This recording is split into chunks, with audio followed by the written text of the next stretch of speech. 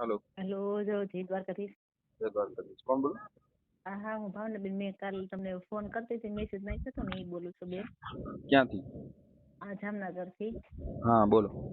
હા, મારી ગાડી છે ને 2-2.5 મહિના પહેલા એક બેડના સતવારાના ભાઈ છે, દિનેશભાઈ સોનાગરા કરીને. हम्म। તો એને પાછળથી મારી ગાડીને ભટકાડી છે, 4 વ્હીલને. अच्छा। તો તમાર ત્યારે તમારું નામ પૂરું શું?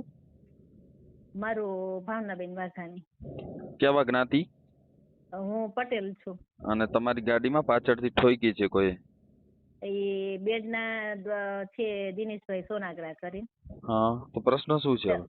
એટલે પ્રશ્ન તો હું ખાલી એક ભાઈ તરીકે તમને રિક્વેસ્ટ કરું છું કે ત્યારે છે ને મને એને કીધું હતું કે કાંઈ નહીં, જે ખર્ચો થશે ને હું આપી દઈશ. અને મારી ગાડી મેં નવી જ છોડાવી છે.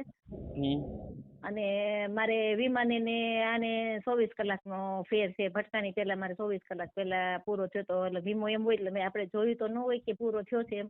અને પછી શોરૂમમાં દીધી ને એટલે એમ કીધું કે તમારી પોલિસી પૂરી થઈને 24-25 કલાકનો ગેપ છે, એટલે વીમામાં ન થાય. એ તો બરાબર, પણ અને થર્ડ પાર્ટી નો જે વીમો હોય એ ચાલુ હતો. તમને પાછળથી ઠોકી ગાડીમાં તો તમારે બ્રેક મારી હતી કે એનો વાંક હતો કે તમારો વાંક હતો? વાક એનો હતો, એને ટ્રક હતો ને એટલે દેખાણો નહીં.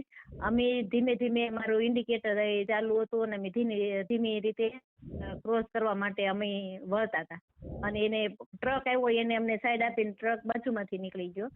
અને આ ભાઈ એ ટ્રક હતો ને એટલે દેખાણો નહીં, એને સીધી આવીને ઠોકી દીધી. તો કેટલા રૂપિયાનો ખર્ચો છે? એટલે ખર્ચો તો 1.75 નો છે. એટલે હું એમ કઉ છું કે તું મને 50,000 રૂપિયા દે, બાકીને 1.25 હું દઉં. તો મને એ ના જ પાડે, તમારે જ્યાં જવું હોય ને. અને હું વિધવા બેન છું કે તમારે જ્યાં જવું હોય ને જાઓ, જે કરવું હોય કરો, હું પૈસા નથી દેવાનો. મને 2-3 દિવસ પહેલા વિધવાનો ફોન આવ્યો હતો, એ જ નહીં ને તમે? હા, મેં જોયા તમને ટુ કોલરમાં તમારા વિડીયો મેં જોયા ને, એટલે મેં લાવું. એ તો ફોન આપણે વાત થઈ હતી કે નથી થઈ? ના, વાત નથી થઈ. તો મને કેમ મને વિધવાનો ફોન આવ્યો તો બીજી હશે. હાલો ચલો, તો હવે શું કરવાનું હોય તમારે? તો મને હેલ્પ કરીને મને, હું એમ કહું છું કે એમ કે મારા પાસે કાર નથી, એની પાસે વાડી છે, એની પાસે ગાડી છે. મારે તો મારા હસબન્ડ ગુજરી ગયા ને એની ગાડી હતી એ છે. બાકી હું એક વિધવા બાઈ છું. હું એ હોસ્પિટલમાં કામ કરીને મારું પેટ ગુજરાન ચલાવું છું. કઈ વાંધો નહીં બેન, પૈસા તો આવી જશે. એના બાપને આપવા પડશે. એ મને ના પડે કે અમારે તો વીમા હોય તો પૈસા દઈએ કે વીમા ના. એ ભાઈ ની કેવી જ્ઞાતિ? ઈ સતવારા છે. બરાબર, આવી જશે પૈસા. કદાચ ગમે એ હોય ને તો આવી જાય. હો શું, તો એ ભાઈ નો ફોટો બોટો છે કઈ? એના નંબર આપો. એના નંબર છે મારી પાસે. એટલે એમાં મને બોલો એના નંબર બોલો તો. તમને વોટ્સએપ કરી દઉં આ નંબર ઉપર? અરે મારે અત્યારે લાઈન ઉપર લેવો હોય ભાઈ ને. એક જ મિનિટ. એક મિનિટ ચાલો, એને પછી ફોન કરી. સાંભળો, તમારે હવે શું કરવાનું છે? તો આ ઓડિયો હું તમારો પરમિશન થી ચડાવી શકું? મને છે ને તમે હેલ્પ કરો. હું એક મારા મોટા બેન છે ને હા, તો મને છે ને એટલી હેલ્પ કરો ને, હું એટલી મને હેલ્પ ની જરૂર છે. હેલ્પ તો અને મને તો જો મારે એક તો હું વિધવા બાઈ છું, મારે આગળ પાછળ કોઈ છે નહીં. મને એટલે હેલ્પ કરો. અને મારે એટલી કેપેસિટી નથી. આ તમારા ઘરવાળા હતા, રિલાયન્સ માં કામ કરતા હતા, તો ગાડી હતી ભાઈ. એટલે જેનું આગળ પાછળ કોઈ નથી ને એનો હમીર બારાડી છે. એટલે જ મેં તમારો કોન્ટેક્ટ કર્યો. ભાઈ હું કેટલા દિવસથી તમારા વિડીયો જોવે છું અને નંબર ગોતી હતી. પછી કાલે અમે લગભગ કેટલી વાર તમને મેસેજ આ તે કરું, પણ આમાંથી પરમિશન વગર આગળ નહોતું વધતું. પછી તમારો મેં આમાં 900 વાળો છે ને નંબર, એની ઉપર કેટલી વાર મેં તમને મિસ કોલ કર્યો તો એ ફોન તમારો બંધ આવતો હતો. ભાઈ આ નંબર ક્યાંથી લીધો? આ નંબર તો મને વોટ્સએપ માં આવ્યો, બોલો બેન, અને આ નંબર લખેલો હતો. તમે જ મોકલ્યો હશે ને મને? આ નંબર મારો છે ને, પર્સનલ નંબર છે. આ નંબર કોઈને આપતા નહીં. ના, નો આપું ભાઈ. આ તો મને છે ને મેસેજ માં મને આવ્યું અત્યારે મને કે ખ્યાલ બોલો નથી. બેન ને આ નંબર. મને ખ્યાલ નથી, કેમ કે આમાં વોટ્સએપ ચાલુ છે. મારાથી કદાચ અપાઈ ગયો હશે, પણ મેં આપ્યો નહીં હોય. તમને મેસેજ કર્યો હશે.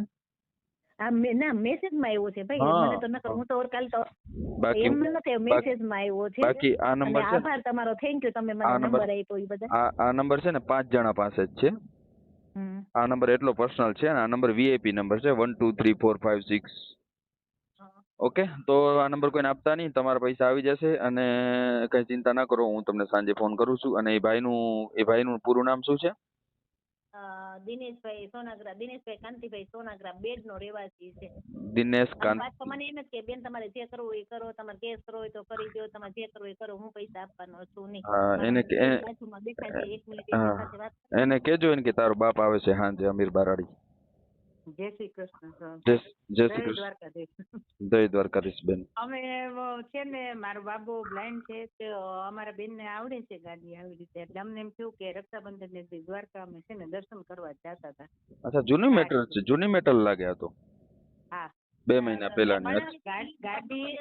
ગાડી જવાબ નથી દેતો પાછો આવી રીતે. પછી તમારે કેટલી અમે પ્રયત્ન કર્યા, કેટલું બધું કર્યું, પછી અમે પોલીસ ના ઓલામાં ગયા ને ત્યારે એને એગ્રી કરી લીધું કે ના હું કે બધો ખર્ચો થઈ શકે થશે ને એ કરીશ. અને હવે છે ને વીમા નથી એટલે હું ન આપું. એટલે હવે એ છે ને એમ જ ના જ પાડે છે કે ના તમારે જ્યાં જવું હોય એને જઈ લાવ, અમે નહીં દઈ તમને પૈસા નહીં દઈ તમારે. એ તો આવી જશે, શું ચિંતા કરો, જેનું કોઈ નથી એનો અમીર બારાડી છે ને. બરાબર, તમે કઈ ચિંતા ના કરતા. હું તમને સાંજે ફોન કરું છું અને હું થોડોક એક મીટિંગમાં છું. હા ભલે. તમારા પૈસા આવી જશે બરાબર, કઈ ચિંતા ના કરતા હો. એ ભાઈ ખૂબ ખૂબ આભાર ભાઈ. હા ઓલા બેન ને આપો, વિધવા બેન ને. હા બોલો બેન આ ઓડિયો હું ચડાવું છું, તમારી કોઈ મંજૂરી છે ને? કઈ વાંધો નહીં, પણ મારું નામ ન બોલતા. ના તમારું નામ ક્યાંય નહીં, પણ તમારી મંજૂરી છે ને, ડિલીટ ના કરાવતા. નામ ડિલીટ નહીં કરાવો, પણ મારું ખાલી નામ ન બોલતા કે આ દિનેશ સોનાગ્રાએ આવું કર્યું છે, બેનને પૈસા નથી આપતા. એનું નામ બોલવું તો છૂટશે. હું વોટ્સએપ નંબર એને આપું છું, દિનેશ સોનાગ્રા. હા દિનેશ સોનાગ્રા ના નંબર જરાક બોલો ને, ગમે તમે ગોતીને. એક જ મિનિટ હો. ઓલા આમાંથી જવાનું ને. હા આપણે ફોન કર્યો દિનેશ સોનાગ્રા છે ને, કોકોલર માંથી કાઢી ફટાફટ હો ભાઈ, એક જ મિનિટ. કેમ કે હું છે ને એક મીટિંગ માં હું, પાછો ઓડિયો ચડાવવો જરૂરી હતો, એટલે તમે નંબર આમાં જ બોલી દો ને તો પબ્લિક ને નંબર ખબર પડે કે આ દિનેશ ના નંબર છે. હા હું એક જ મિનિટ હો, મને બસ આમાં બાબલ નો નંબર 966 ગુજરાતીમાં બોલ. 966 966 પછી 48 ચોકડો ને આઠડો પછી પાંચડો ને બગડો 52 પછી 3 ને 95 3 ને 95 પછી બસ. ઓકે સરસ. ચલો હો ને, હું થોડુંક મીટિંગમાં છું, તમને સાંજે તમારો રિસ્પોન્સ આપું છું બરાબર. ધન્યવાદ. અમીર બારાડીને ફોન કરવા બદલ ધન્યવાદ, શુક્રિયા. Thank you.